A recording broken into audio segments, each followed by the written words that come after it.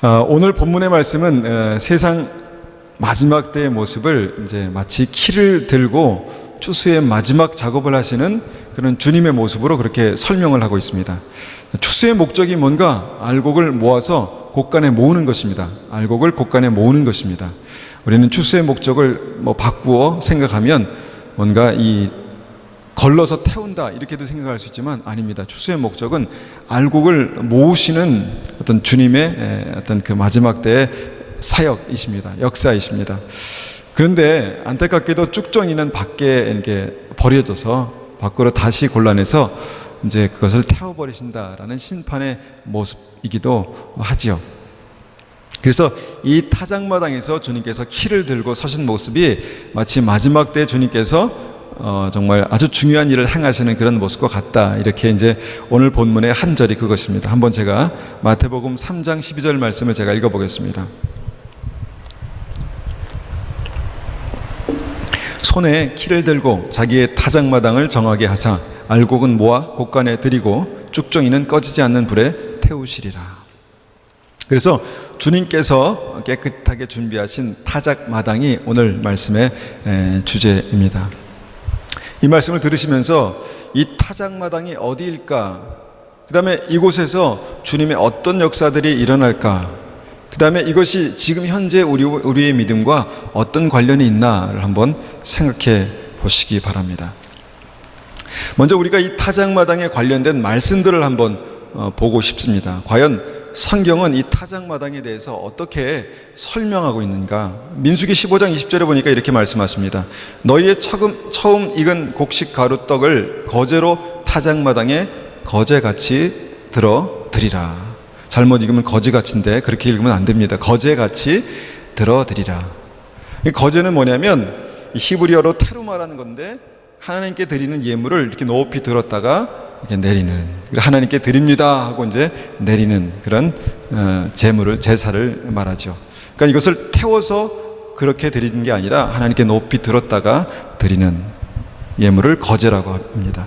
그것을 타작마당에서 드렸다는 거예요. 민수기 18장 27절에도 말씀하십니다. 내가 너희의 거제물을 타작마당에서 드리는 곡물과 포도즙 틀에서 드리는 즙같이 여기리라. 타작마당이 거제를 드리는 곳이었습니다. 예배를 드리는 곳이었습니다. 사무엘하 24장 21절에도 똑같이 그 제사, 예배를 드리는 곳이다 이렇게 말씀하십니다. 이르되 어찌하여 내 주 왕께서 종에게 임하시나이까?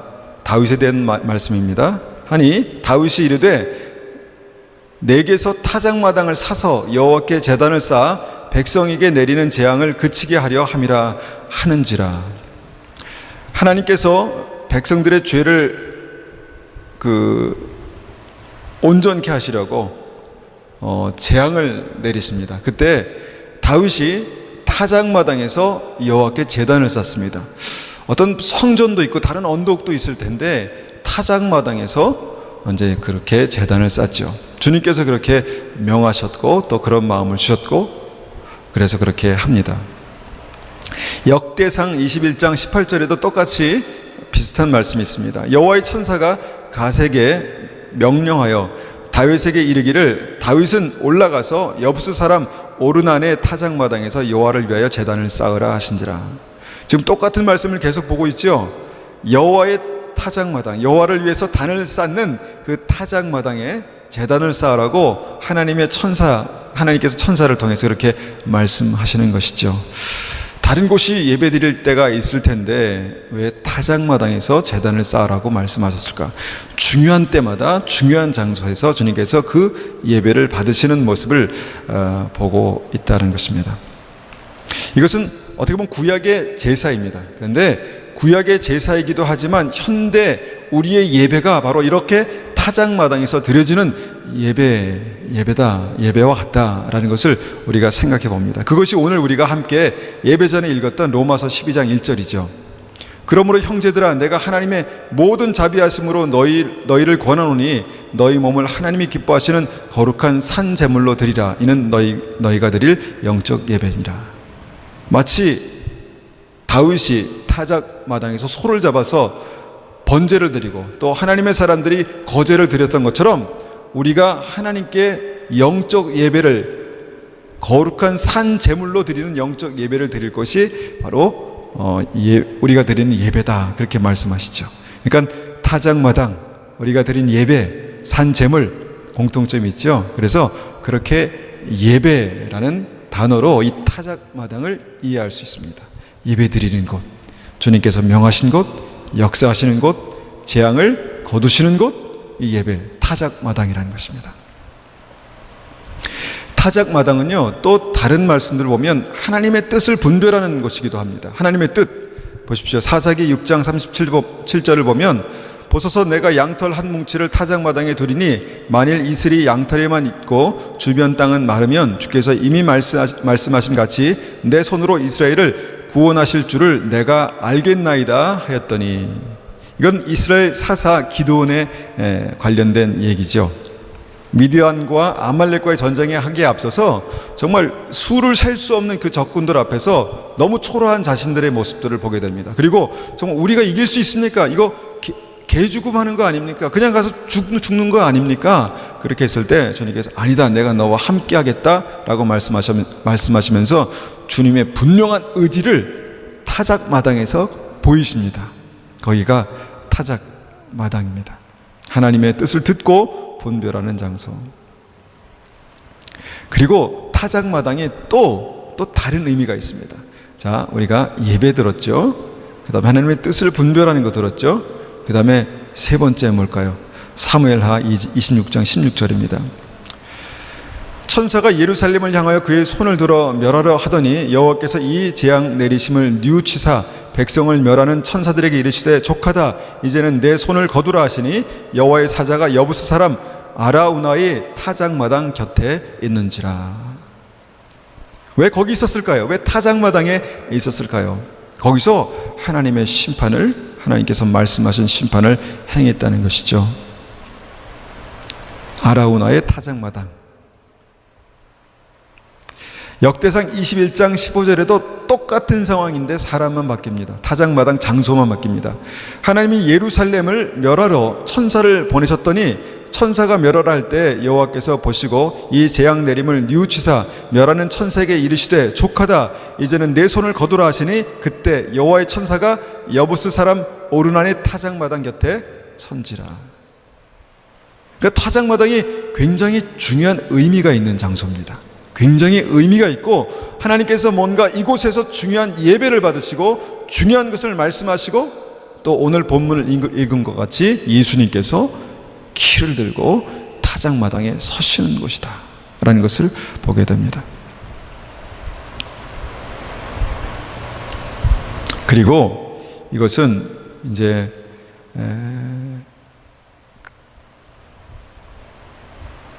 말씀 한 군데만 더 오죠. 에레미야 51장 33절입니다. 만군의 여호와 이스라엘의 하나님께서 이와 같이 말씀하시되 딸 바벨론은 때가 이른 타작마당과 같은지라 멀지 않아 추수 때가 이르리라 하시도다.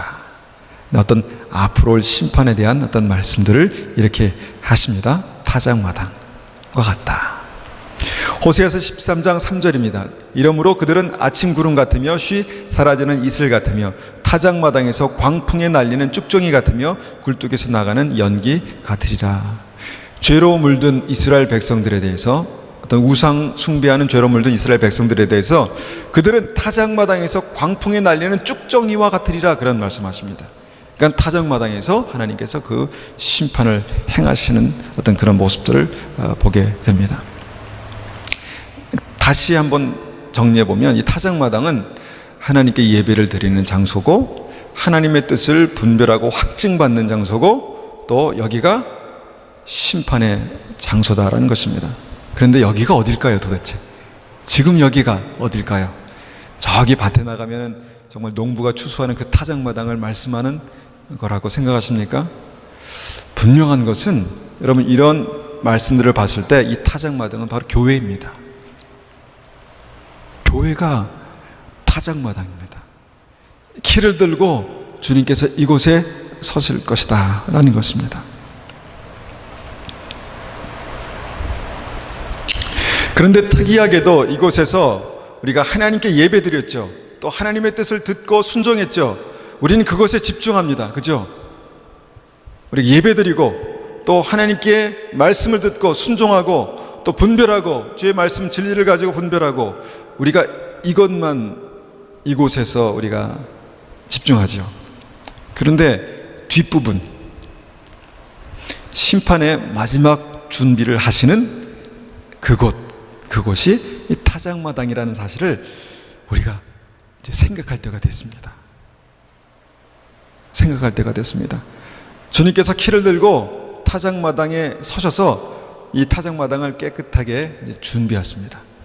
준비하셨다. 저는 정하게 하사라고 하는 말을 이제 이전엔 알았지만 또 그냥 슬쩍 보니까 눈이 안 보이니까 이렇게 그냥 정하셨다, 지정하셨다 이렇게 자칫 잘못 이해할 뻔했습니다. 그런데 깨끗하게 하셨다는 거예요. 주님께서 이제 마지막 알곡과 쭉종이를 가르는 일을 하시기 위해서 이 교회 타작마당을 깨끗하게 하셨다, 그겁니다. 그런데 저는 이 말씀이 무슨 말씀인가 봤더니 이것이 마지막 때에 있을 부흥입니다. 마지막 때에 있을 부흥입니다. 많은 사람들이 하나님 우리에게 마지막 때에 부흥을 주십시오, 부흥을 주십시오, 우리 교회 부흥을 주십시오 그렇게 말하는데 그 부흥은 정말 몇천 명이 모아지는 그런 부흥이 아니에요. 마지막 때의 부흥은 그런 부흥이 아닙니다. 마지막 때의 부흥은 모으긴 모으는데 알곡을 모으는 부흥입니다. 알곡을 모으는 부흥. 많은 정말 그 나달이 다 쌓여 있는데 이것을 이제 알곡만 모으고 쭉정이는 날려버리는 그런 부흥이라는 것입니다. 여러분 이것을 우리가 알고 있는 게 굉장히 중요합니다. 이것을 알고 있어야 합니다. 마지막 때의 부흥은 그냥 모으는 부흥이 아닙니다. 물론 한 알의 나달도 농부가 그 마음을 가지고 있죠. 한 알의 나달도 그냥 버려지지 않도록 또 모으고 또 모아서 다시 키질을 하고 다시 키질을 합니다. 근데 결국은 농부가 모으는 것은 바로 알곡이라는 것입니다. 알곡. 껍데기는 모아지지 않습니다. 껍데기는 주님께서 모을 의도가 없으십니다. 마지막 때 부흥 때에는 너무너무 중요한 것 같습니다. 단순하지만 너무너무 중요합니다. 이것이 마지막 때의 부흥의 모습입니다. 그러면 우리는 늘 이제 두렵고 떨림으로 구원을 이루라 말씀하신 주님 앞에 그러면 나는 뭔가 이런 생각을 하게 되잖아요. 나는 뭔가, 나는 알곡인가 쭉종인가, 나는 알곡인가 껍데기인가 이런 고민을 하잖아요. 지금 우리가 이 말씀을 드린 이유는 여러분은 껍데기입니다, 여러분은 알곡입니다, 이 말씀을 드리려고 하는 게 아니에요. 그런데 여러분 중요한 것은 먼저 우리가 그러면 알곡인가 우리가 껍데기인가 이거를 한번 생각해 보자는 거죠. 자, 주님께서 키를 들고, 키가 뭐냐면 이만한 이 채입니다. 채. 그래서 그 키를 이렇게 들고 이렇게 들면 그 위로 바람이 불고 이제 껍데기가 이제 가벼우니까 다 날아갑니다. 그리고 알곡은 점점 어떻게 됩니까? 한 곳에 모이게 되죠. 어디에 모입니까? 여기에 모입니까? 여기에 모입니까? 여기에 모입니다. 키질을 하시는 주님 앞에 모인다는 거예요.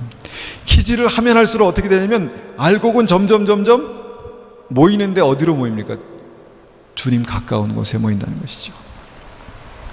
주님께서 키질을 하시는데 마지막 때 부흥에 키질을 하시는데 그때 누가 알곡이냐 봤더니 주님께로 가까이 가는 사람들이 결국은 알곡이다라는 것입니다. 똑똑하고 굉장히 탁월하고 능력 있고 잘 나가고 뭔가 그럴싸하고 그런 사람이 아니라 하나님 앞에 정말 갈급함으로 그 은혜를 사모함으로 주님께 점점 더 가까이 가는 사람들이 알곡이다라는 것입니다. 우리는 이 알곡과 쭉정이 하면 뭐야, 나보고 쭉정이라는 거야, 뭐 이렇게 생각하는 경향이 있는 사람들이 있어요. 나는 그래, 나는 뭐 이렇게 신앙생활하니까 난 쭉정이야. 이게 아닙니다. 여러분 일단 주님께 나왔습니다. 그죠? 타작마당에서 주님께 나왔습니다. 그리고 여러분 멀리 가시지 말고 좀 가까이 나오십시오. 물론 아기 때문에 멀리 있는 분들은 이해하지만 가까이 나오십시오. 내 믿음이 정말 주님께서 나의 삶 속에 키즈를 하실 때 내가 주님께 가까이 가고 있나, 그게 알곡이라는 것입니다. 여러분, 뭐로 이렇게 비춰보면 나는 알곡이네, 뭐가 있네, 여기 잡히네, 이게 알곡이구나, 이게 아니라 주님께 가까이 가는 그 믿음이 있는 사람이 알곡이라는 것입니다. 왜 가까이 갑니까? 왜 가까이 갑니까? 왜 가까이 가냐면 바로 믿음의 무게가 있기 때문입니다. 그냥 다 믿어요. 다 예수님은 다 믿는다고 말합니다. 그런데 믿음의 무게가 있는 사람하고 무게가 없는 사람이 있습니다. 믿음의 무게가 있는 사람은요, 던져졌다가, 그러니까 올려졌다가 다시 내려올 때는 그 자리로 옵니다. 여러 가지 어려움과 힘든 일들이 인생에 있잖아요. 삶이 막 던져지잖아요. 공중으로 던져졌다가 어디로 오냐면 다시 그 자리로 옵니다. 근데 그 자리가 어디냐면 주님과 더 가까운 자리로 온다는 것이죠. 주님께 더 가까운 자리로 떨어집니다. 슉 던졌는데 다시 멀리가 아니라 주님께 가까운 자리로 떨어지게 된다는 것입니다. 왜 그러냐면 믿음의 무게 때문에. 그런데 믿음의 무게가 없으면 흩어지고 싶습니다. 날아가고 싶다는 것입니다. 날아가고 싶어서 날아가는 게 아니라 그냥 성향이 그래요. 그냥 던져지면 날아간다는 거예요. 그냥 그래? 여기밖에 없어? 타작마당이 여기밖에 없어? 날아간다는 거예요. 날아가도 좋습니다. 근데 주님 앞으로 떨어져야 합니다. 그곳이 주님 앞에 떨어지는 그 믿음이 되어야 된다는 것이죠. 우리의 삶이 그렇게 주님께서 뭔가 던지고 흔드실 때 세상으로 흘러가는 그 믿음이 바로 껍데기입니다. 껍데기뿐인 믿음. 예배는 알고 말씀은 알고 교회는 알지만 문제가 있을 때마다 더 멀리 가고 싶은 어떤 그 신앙. 떨어졌는데 다시 던져졌는데 다시 떨어져 보니까 주님과 몇 발짝 더 멀어져 있는 거예요. 이거는 믿음의 무게가 없는 것입니다. 그러니까 믿음의 무게를 가져야죠. 준비해야죠. 뭔가 내가 이것을 이기고 뚫고 나갈 수 있는 믿음의 무게가 있어야죠. 그래서 이 말씀을 우리가 나누는 것입니다. 말씀에 순종하기보다는 세상의 원리에 더 발빠른 사람이잖아요. 내가 어떻게 하면 살 수 있을까? 이렇게 해야 돼. 그리고 얼른 한 발을 그쪽으로 옮기고 이런 상황에서는 어떻게 할까? 그래, 주님께서 말씀하신 것이 이거니까 이렇게 해야 돼가 아니라 그래, 이렇게 하지 살아. 바로 답이 나오는 분 있잖아요.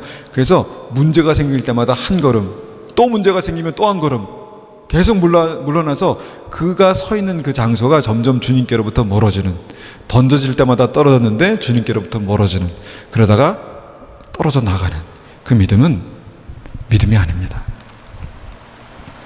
근데 우리가 아직은 주님의 키 안에 있잖아요. 주님의 키 안에 있잖아요. 던졌는데 다시 제자리에 왔잖아요. 던졌는데 가지 마십시오. 멀리 던졌는데 다시 그 자리로 오는 그 믿음, 그것이 믿음의 무게입니다. 여러분, 말씀이 진리인 거 아는데 그 말씀이 시험이 됩니다. 때로는 그렇더라고요. 제가 어떨 땐 주님께서 강하게 회개하라는 말씀을 주셔서 막 세게 회개합니다. 그것은 정말 위험한 일입니다. 막 세게 말하면 처음에는 상처가 되기도 합니다. 그런데 그거를 극복하고 나와야 되는데 하고 가버릴 수 있습니다. 여러분, 이건 참 곤란합니다. 이렇게 하시면 이제 곤란합니다. 믿음 안에서 말씀이 찔림이 될 때 여러분 다시 기도의 자리에 설 수 있는 것이 이게 믿음의 무게예요. 이게 믿음의 무게입니다.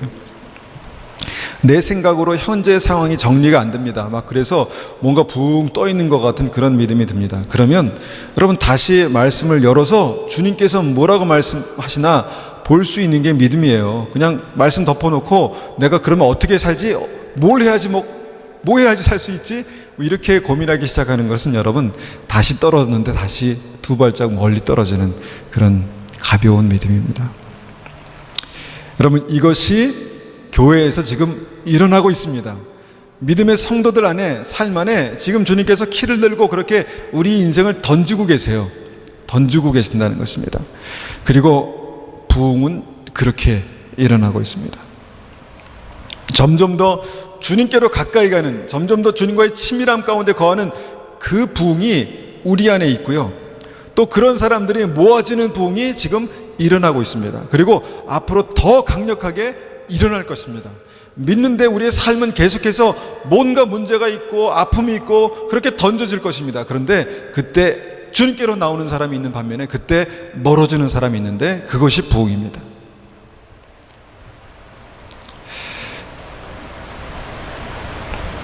그리고요, 주님께서 던지실 때 언제 던지시냐면 바람 불 때 던지세요.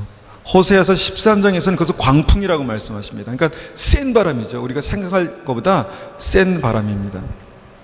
우리는 이 광풍이란 호세아서 13장에 마지막 때에 부는 그 광풍, 하나님께서 심판하시는 타작마당에서 부는 이 광풍에 대해서 좀 주목할 필요가 있습니다. 이 광풍이 뭐라고 생각하십니까?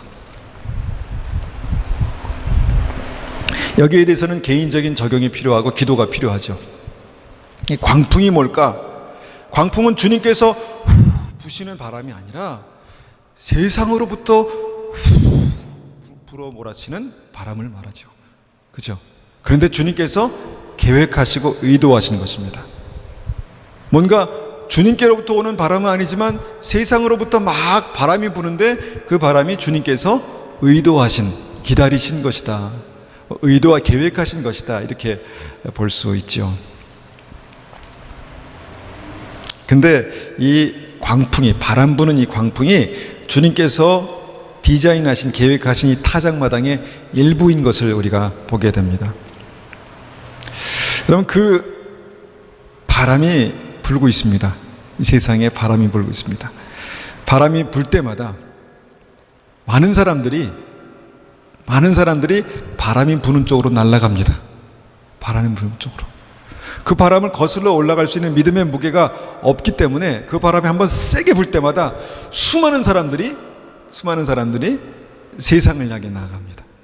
그 바람이 뭘까요? 그 바람은 그냥 남녀노소, 남자, 여자, 연세가 드신 분이나 어린 사람이나 가리지 않습니다. 다 각자의 삶에 맞게 이 문화 속에서 바람이 슉 불어치는데 그 바람이 한 번 불 때마다 어떤 사람은 이런 이유로, 이 사람은 저런 이유로 그렇게 더 세상으로 가버린다는 것입니다. 이 시대에 우리의 눈과 귀를 자극하는 그런 이 세상 문화가 우리를 더 거룩하고 구별되고 온전하게 하는 게 아니라 우리의 마음을 쉽게 만들고 믿음에 대해서 가볍게 생각하게 만들고 믿음에 대해서 별로 중요하지 않게 만듭니다. 왜냐하면 세상의 바람에 밀려나는 것이죠. 처음에는 세상의 바람이 불 때 조금 밀려납니다. 그런데 더 센 바람으로 한번 후 몰아치면 완전히 날아가 버릴 수 있는 그 바람이 불고 있다는 것입니다. 이 땅에 불고 있습니다. 우리가 즐기는 것, 우리가 좋아하는 것, 그것이 너무너무 악하고 나쁜 것이다 이렇게 말하는 게 아니라 그것이 우리를 정말 날려보낼 수 있는 힘을 가지고 있다면, 내 믿음이 너무너무 가볍습니다. 그러면 조금만 후 불어도 날아가죠. 그러면 여러분, 그것은 정말 이 타작마당에서 부는, 정말 우리가 중요하게 이거 심각하게 생각해야 되는 그 바람입니다. 어떤 사람은 웬만큼 세게 불어도 그냥 날아가지 않는데 결정적으로 한 방 훅 불면 또 날아가는 사람이 있죠. 그래도 여러분, 한 번에 날아가진 않습니다. 떨어져 가지고 다시 좀 멀지만 그 키 안에 떨어지긴 합니다. 그런데 결정적인 바람이, 광풍이 불 때가 있어요. 광풍. 그때가 마지막 때에 마지막으로 주님의 알곡들을 주님께서 더 가까이 모으시기 위해서 한번 훅 던지실 때, 그때는 알곡이 완전히 모아지고 쭉정이가 완전히 버려지는 어떤 그런 때, 그 바람이 이제 마지막 때에 부는 바람입니다. 저는 뉴스를 보면서 또 이렇게 보면은 그 바람이 굉장히 세요. 바람이 지금 준비된 바람이 지금 대기하고 있습니다. 그래서 이 바람이 몰아치면요, 믿음 안에 있다고 하는 사람들이 많이 날아갈 거예요. 그리고 정말 저 사람 왜 믿음 생활 저렇게 하지? 이렇게 생각했는데 사실 그 사람이 주님과의 친밀함을 가지고 있는, 믿음의 무게를 가지고 있는 그런 알곡으로 나타날 겁니다. 이것이 마지막 때의 부흥이다라는 것입니다. 여러분, 우리가 행복해야 합니다. 행복을 추구하며 또 행복하게 살아야지만 구원과 행복을 바꾸는 그런 정신 나간 사람이 있습니까? 그런데 마지막 때는 구원과 행복을 바꾸는 정신 나간 사람이 있을 것입니다. 바람이 너무 세서. 여러분, 사역자도 그럴 수 있습니다. 바람이 세지면요, 정말 구원과 행복을 바꾸는 정신 나간 사역자가 여러분 있습니다. 여러분, 그 사람을 보면서 또 같이 날아가는 껍데기가 있습니다. 여러분, 세상에서 우리가 잠깐 행복하자고 영원한 지옥을 우리가 그냥 예약하면 안 되잖아요. 세상에서 잠깐 행복하자고 영원한 지옥에서 우리가 영원히 불행할 수는 없습니다. 그래서 이 시대에 그런 바람이 불고 있습니다. 이 바람은, 이 광풍은 번영이라는 것을 통해서 지금 그 번영이라는 어떤 기압골을 타고 불어댑니다. 번영. 이 시대에 추구하는 거, 돈 잘 버는 거, 그 다음에 잘 먹고 잘 쓰는 거, 뭔가 넉넉하게 준비하는 거, 뭐가 필요하냐면 이 번영. 교회 안에도 뭐 번영 신학 해가지고 그런 어떤 신학이, 하나님께서 축복하시고 축복만 하시고 아닙니다. 하나님은 심판도 하십니다. 그런데 이 번역이 바로 이 바람의 이 기압골을 만드는 이 시대의 어떤 정말 바람을 만들어내는 것입니다. 이 시대의 광풍은 또 돈을 타고 흐릅니다. 돈이 부는 방향으로 바람이 붑니다. 한번 이쪽으로 툭 불면 많은 사람들이 훅 날아가고, 이 광풍은 또 돈을 타고 그렇게 불고요. 뭐 돈이 부는 곳이라면 어디든지 자발적으로 그렇게 날아갈 수 있는 준비가 되어 있는, 이건 좀 위험합니다. 우리가 믿음으로 하나님께서 나의 삶을 옮기시는, 또 있게 하시는 그 삶을 따라서 주님께서 말씀하신 곳에 순종하고 또 말씀하신 곳에 있는 것이, 그것이 이제 이 마지막 때 부흥, 타작마당의 부흥이다라는 것이죠. 세상의 죄, 정욕, 자랑, 그런 것들이 다 그렇게 세상에서 부는 바람입니다. 바람.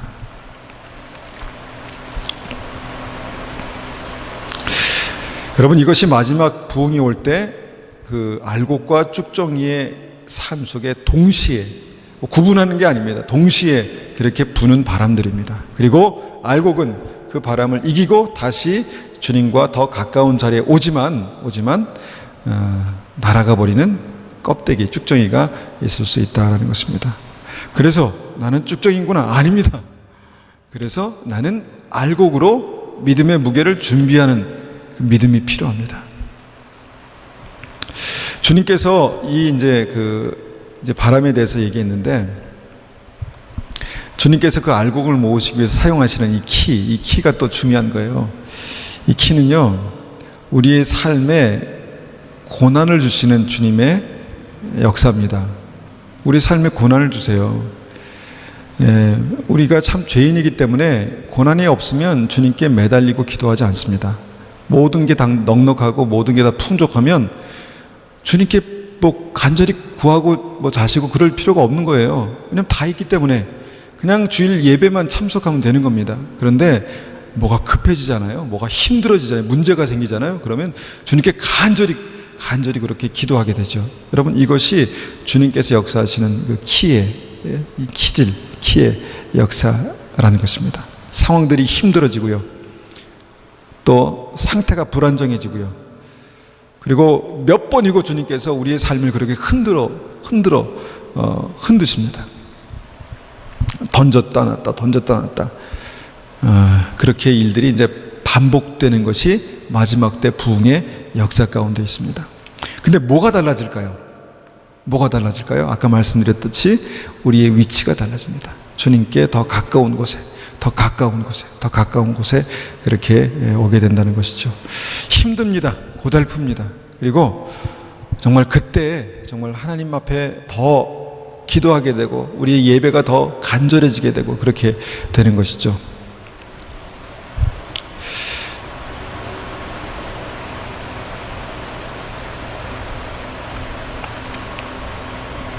여러분, 이 시대에 거짓 선지자가 누굴까 생각해 봤습니다. 거짓 선지자.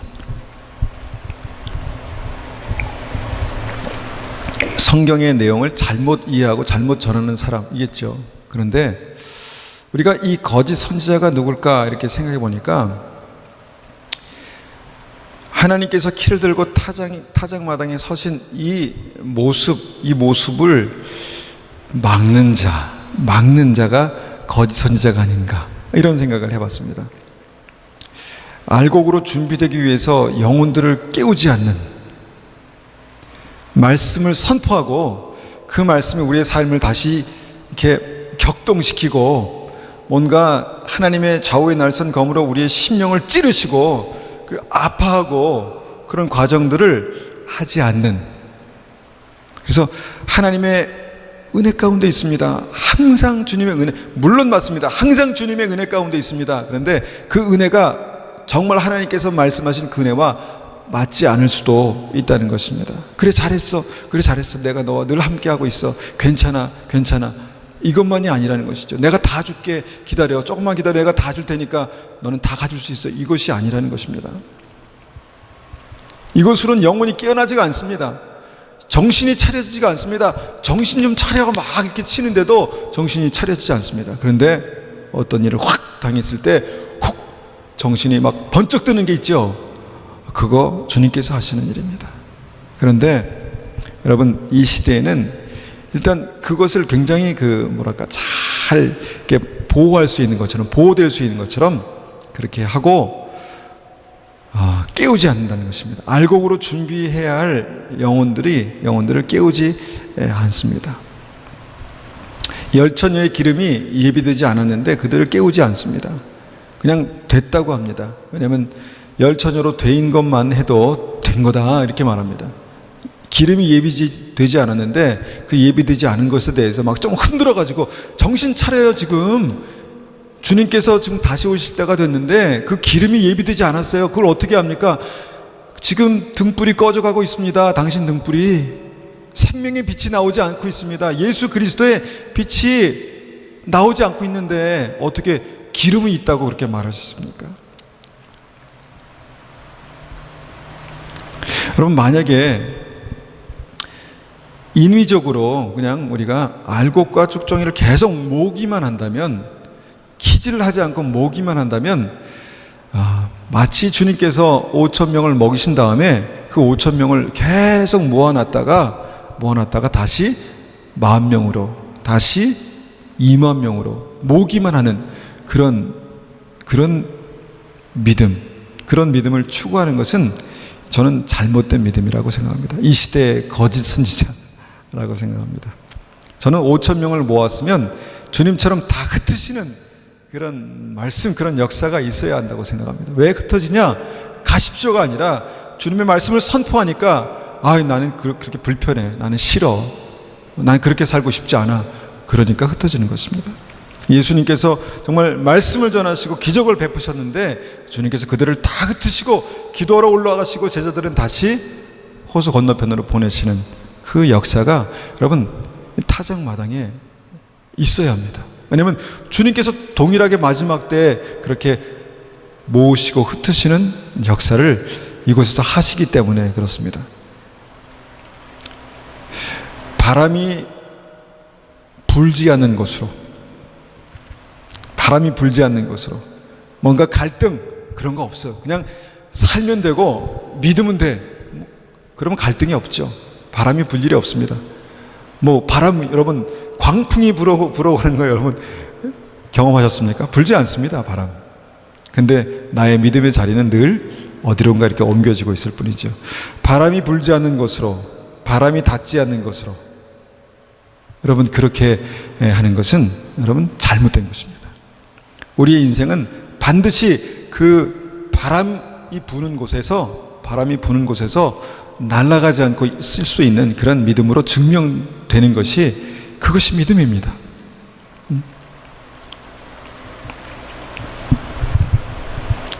키를 사용하는데 키를 다르게 사용합니다. 알곡과 쭉정이를 모아서 흔드는 것으로 사용하지 않고 키를 담아두는 용도로만 쓰면 잘못된 것입니다. 그렇지 않습니까? 키는, 주님께서 들으신 키는 이것을 모아서 이렇게 쌓아놓는 역할을 하는 게 아니라 이것을 가지고 이렇게 흔드시는 거잖아요. 왜 흔드시냐면 알곡을 더 모으시려고 흔드시잖아요. 그런데 만일에 그 키를 그냥 모아놓고 담아놓는 용도로만 쓴다면 그것은 잘못된 신앙입니다. 거짓 선지자입니다. 여러분, 타작마당의 역사가 일어나지 않는 것은 여러분 타작마당이 아닐 수도 있습니다. 주님의 타작마당은 반드시 키를 들고 역사하시는, 추수하시는 주님의 역사가 일어나는 곳이 타작마당이지, 타작마당인데 타작이 일어나지 않는, 타작마당인데 바람도 불지 않는, 타작마당인데 삶에 항상 평안함만 있는 곳은 타작마당이 아닐 수도 있습니다. 저는 이 말씀을 가지고 우리가 한번 기도하기 원합니다. 우리 교회를 위해서. 주님, 내 믿음을 위해서, 내 믿음이 정말 알곡으로 준비되어 있습니까? 내가 그 믿음의 무게를 가지고 있습니까? 이 세상의 바람을 내가 거슬러 갈 수 있는 그런 믿음의 무게가 있습니까? 하나님, 이 교회가 하나님의 마지막 때 부흥이 역사하는 그 타작마당이 되게 도와주십시오. 주님, 이 시대의 많은 교회들을 축복하며 기도합니다. 이 시대의 많은 교회가 정말 하나님의 말씀을 선포하고 주님의 역사, 성령의 역사가 일어나서 정말 알곡이 주님 앞으로 더 모아지는 그런 부흥의 역사가 있는 그런 타작마당이 되기를 원합니다. 다 섞여 있고, 그래서 뭔가 믿음의 이 높은 기준, 주님께서 내가 거룩하니 너희도 거룩하라 말씀하셨는데 그거 다 무시하고 이 세상 사람들이 사는 똑같은 방법으로, 똑같은 모습으로 그렇게 살면서 구별되지 않는, 여러분, 그런 믿음은 타작마당에서 결코 절대로 일어나지 않습니다.